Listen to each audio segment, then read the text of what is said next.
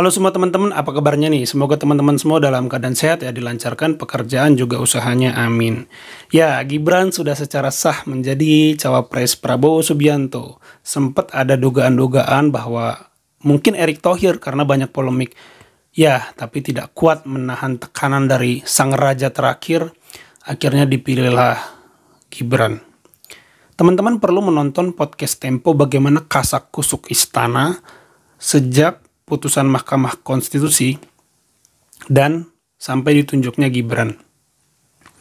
Di podcast Tempo itu dijelaskan oleh 3 jurnalis bagaimana kekuatan raja terakhir mengintervensi sampai akhirnya sang raja terakhir itu putranya bisa menjadi pangeran yang diberi karpet merah untuk menjadi cawapres. Gila men, bayangkan ada yang namanya undang-undang Omnibus Law ya, undang-undang Omnibus Law, seingat saya namanya itu para buruh demo ya, ribuan orang, begitu kokohnya hukum itu, undang-undang itu yang sudah disetujui itu nggak goyah, nggak berubah, diuji ke MK pun itu tidak berubah.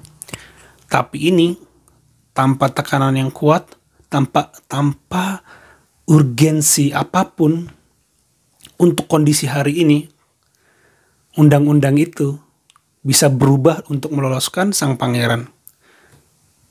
Gila enggak? Itu yang mau saya bilang. Gila enggak? Betapa kekuatan si raja terakhir itu yang kita pikir polos, ulet, sayangnya hanya kepada pelayanan kepada rakyat. Ternyata begitu dahaga, begitu haus pada yang namanya kekuasaan.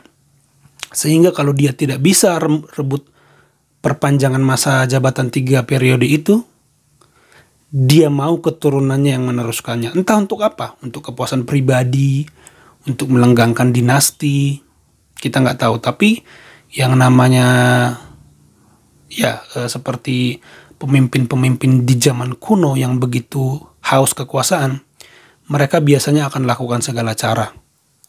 Kalau kita lihat pemimpin-pemimpin zaman kuno dulu yang begitu jahat, bahkan mereka sampai hancurkan bangunan-bangunan yang masih jadi peninggalan pemimpin sebelumnya untuk menghapus jejak-jejak pemimpin sebelumnya, misalnya sebagai menandakan era baru bahwa dia telah menaklukkan daerah itu. Persis si raja terakhir dalam kondisi hari ini. Pasal bisa dirubah sebegitu cepatnya di Mahkamah Konstitusi yang ngelihat gedungnya aja sebenarnya angker. Saking ada wibawa di sana. Diisi orang-orang yang menjaga undang-undang kita biar tidak melanggar konstitusi. Keangkeran itu luntur oleh si raja terakhir sehingga sang pangeran lolos. Gila gak sih? Saya senyum-senyum sendiri itu karena wah, dia dibilang raja catur politik. Bagi saya sih enggak. Bagi saya sih itu malah lebih kepada perusak ya. Bayangkan itu contohnya yang saya tanya tadi. Tidak ada urgensi. Ini coba cermati omongan saya. Tidak ada urgensi bahwa saat ini cawapres itu harus di bawah usia 35. Poin pertama. Kalaupun ada dan itu diujikan, seharusnya bukan MK yang memunculkan frasa baru kalau pernah jadi kepala daerah. Karena kalaupun itu ada, gitu ya, itu harusnya lahir dari kebijakan legislatif dan eksekutif. Diskusi dulu nih mereka, diskusi, ya udah akhirnya dibolehin. Di bawah 40 asal pernah jadi kepala daerah boleh.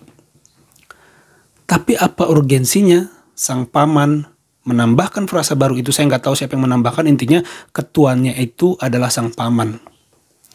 Itu lolos sang pangeran, karpet merah. Skandal gak? Profesor Yusri bilang itu adalah penyelundupan hukum yang sangat kotor. Tapi anehnya saya masih belum mendengar teriakan-teriakan yang vokal. Padahal ini sudah ada saya menghargai yang sudah berteriak. Tapi kurang. Antara sudah hopeless, udahlah ini mah gak akan ada perubahan. Tapi bagi saya sih, wah, saya hanya bisa garuk-garuk kepala gitu. Ternyata sang raja terakhir yang kita anggap dari rakyat itu sudah berubah, Sudah berubah. Bayangkan ketika tiba di Indonesia, itu biasanya langsung belusukan. Dari Afrika dia turun di Medan, langsung belusukan. Tapi malam dia pulang dari Arab Saudi setelah kunjungan dari Cina, itu tidak kelihatan. Tapi dia panggil dulu ketua-ketua umum partai menghadap, entah dipanggil, entah mereka yang datang, intinya ada aktivitas politik di sana terjadi. Teman-teman perlu nonton podcast Tempo, di sana dijelaskan bagaimana kasak-kusuk istana untuk menggolkan sang pangeran, memberinya karpet merah. Dan teman-teman tahu, ketika ditanya wartawan, sang raja terakhir bilang apa? Dia hanya bilang, tugas orang tua hanya mendoakan dan merestui. Wow, saya nggak habis pikir ya. Maksud saya begini, Anda kasak-kusuk di belakang layar itu sebagai presiden yang punya kuasa. Kalau Anda bukan presiden yang punya kuasa, masa iya sekelas Erlangga Hartarto, sekelas Prabowo, Julhas, J gitu nunduk menghampiri Anda? Karena Anda punya kuasa. Cawe-cawe ya dalam posisi ini. Tapi ketika di hadapan wartawan, Anda bilang tugas orang tua hanya merestui dan mendoakan. Anda ambil peran bapak, Anda ambil peran orang tua. Anda ini orang tuanya saja, orang tua sang pangeran saja, atau juga presiden untuk rakyat Indonesia, kok yang dikedepankan selalu status orang tuanya? Aneh nggak sih? Aneh buat saya. Memalukan nggak sih? Memalukan. Jadi saya tadi nontonin video-video bagaimana Rocky Gerung memberikan statement. Saya ini orang yang selalu kontra dengan Rocky Gerung ketika dia mengkritik banyak hal tentang Pak Jokowi ya. Tentang infrastruktur, IKN, jalan tol, apapun lah. Amin Rais juga begitu.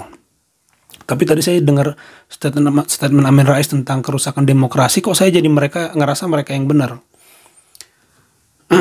Karena begini, ada orang yang di awal melakukan hal yang benar, tapi pada akhirnya ditutup dengan hal yang salah.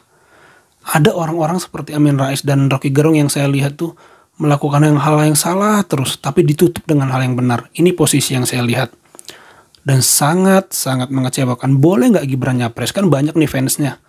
Kayak biarin aja anak muda. Lah, siapa yang larang? Boleh.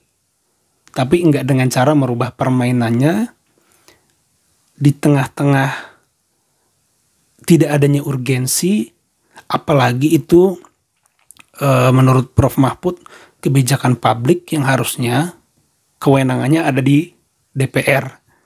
Tapi MK melebihi kewenangannya menciptakan hukum baru, membypass kewenangan DPR.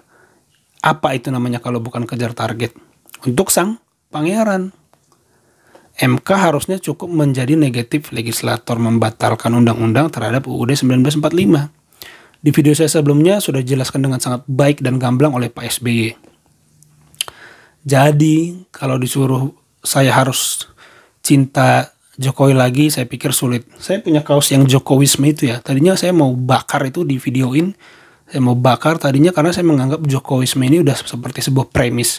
Jadi kalau kita mendengar sebuah kata Jokowisme, itu kita bisa mendefinisikan dalam hal pembangunan. Jokowisme itu adalah fokus pada konektivitas jalan tol agar tercipta ekonomi baru dan produk bisa bersaing. Jadi Jokowisme itu memiliki banyak makna buat saya.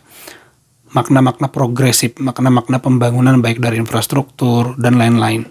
Tapi saya hari ini nggak akan pakai lagi sepertinya kaos itu. Nah, kenapa nggak saya bakar, saya videoin? Saya malas viral-viral gitu, malu. Mental saya belum siap aja. Gitu teman-teman. Jadi itu kenapa saya lebih senang YouTube. Kalau TikTok tuh dia cepat banget viralnya. Kalau YouTube ini kayak rumah saya mau kasih opini itu hanya di sekitar circle orang yang mau nonton video saya gitu loh. Jadi what next? Ini yang penting. Bagi saya, ayo menangkan Ganjar. Ya dengan doa sudah pasti. Ingat loh, ada panglima di Mahkamah Konstitusi sana. Kalau dia bisa meloloskan sang pangeran, saya nggak menuduh Pilpres selalu identik dengan sengketa. Teman-teman tahu kenapa yang akan terjadi dan siapa yang akan menang? Saya tidak menuduh ya, nanti saya diciduk lagi. Mengerikan nggak? Hilang nggak trust pada lembaga? Hilang nggak? Hilang. Jadi bahaya nggak sih dinasti politik itu? Silakan dijawab sendiri. Kalau teman-teman masih merasa enggak, ya sudah. Berarti teman-teman segitulah atau itulah yang teman-teman pahami. Saya nggak menyalahkan. Tapi yang saya pahami itu berbahaya. Sama kayak orang lamar kerja, yang diterima bukan yang kompeten dan punya skillful. Set skill yang komplit. Tapi yang punya kehubungan dekat. Bahaya nggak? Nah coba dijawab, bahaya nggak? Ingat, reformasi itu untuk menghilangkan 3, korupsi, kolusi, nepotisme. Memang nggak korupsi, memang baik, tapi nepotisme itu jahat. Si A itu harusnya dapat kerja. Harusnya Erick Thohir yang jadi wakil Prabowo. Dia membenahi PSSI, membenahi BUMN. Dia layak, lebih punya kompetensi dan lebih punya pengalaman panjang, kematangan emosional, pikiran, spiritual misalnya. Kalah nggak? Kalah nggak nih sama nepotisme? Kalah kan? Masih bilang nepotisme nggak bahaya. Coba teman-teman, ingat saya cuma mau bilang, boleh pilih Anies. Saya bukan pendukung Anies. Lebih the best kalau teman-teman pilih Ganjar. Ada Prof Mahfud di sana yang frontal. Pak Ganjar itu membuang orang-orang yang korup di Jawa Tengah.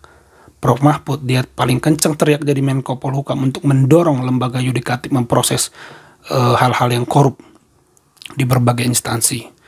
Tapi bagi saya mending Anies yang terpilih daripada orang yang lahir dari skandal Mahkamah Konstitusi lalu menjadi pemimpin negara ini. Jadi silakan teman-teman, buat yang kecewa sama Prabowo, boleh Anies, boleh Ganjar. Saya rekomendasikan Ganjar. Tapi kalau teman-teman yang benar-benar anti banteng, monggo ke Anies. Ini akan jadi plot twist yang indah. Bahwa orang yang bermain-main dengan remeh sekali, remeh jawabannya itu biar rakyat yang menilai. Remeh sekali. Mereka nggak mau berpikir lebih dalam tentang kekecewaan kita pada putusan Mahkamah Konstitusi. Remeh mereka karena lagi berkuasa dan mereka diuntungkan. Boleh ke Ganjar, saya rekomendasikan. Boleh ke Anies. Tapi jangan biarkan orang yang lahir dari keputusan skandal hukum, ya. Yusril sendiri bilang itu adalah putusan selundupan yang sangat kotor. Dan seorang guru besar pun sudah berbagian dalam koalisi itu, tidak bisa lagi kita andalkan menjadi opinion leader untuk membuat KPU menunda bahwa putusan MK itu harus lebih dulu dirubah di DPR karena DPR masih reses, jadi nggak bisa diterapkan. Tapi faktanya diterapkan dan Yusril siap membela Gibran secara hukum kalau suatu hari digugat. Lalu kita pertanyaannya, mau berharap kepada siapa lagi? Jari kalian untuk mendukung orang yang benar. Waktu kalian mencoblos itu adalah kekuatan. Memang satu orang tidak terorganisir. Tapi kalau teman-teman semua punya kesadaran ini, saya yakin yang baik akan menang. Saya tidak pendukung Anies. Banyak pemikirannya yang nyeleneh, imajinatif dan tidak historis. Artinya kalau dia ada orang yang bikin normalisasi sama dia nggak dilanjutin karena dia pikir naturalisasi lebih baik, padahal itu nggak ada dasarnya. Konyol dan nyeleneh. Tapi bagi saya itu lebih baik. Kalau tidak Ganjar yang terpilih, saya doakan Anies yang terpilih. Tidak dengan orang. Sekali lagi, saya ini ulang-ulang biar orang paham titik beratnya di mana. Bukan pada Gibran orang jahat, bukan pada Gibran itu nggak layaknya nyapres atau cawapres. Dia boleh, tapi bukan dengan cara merubah peraturan di tengah-tengah tidak ada urgensi, di mana putusan itu pun melebihi kewenangannya sendiri demi meloloskan sang keponakan. Terima kasih teman-teman, sampai jumpa di video selanjutnya. Jika ada kata-kata salah, mohon dimaafkan. Terima kasih.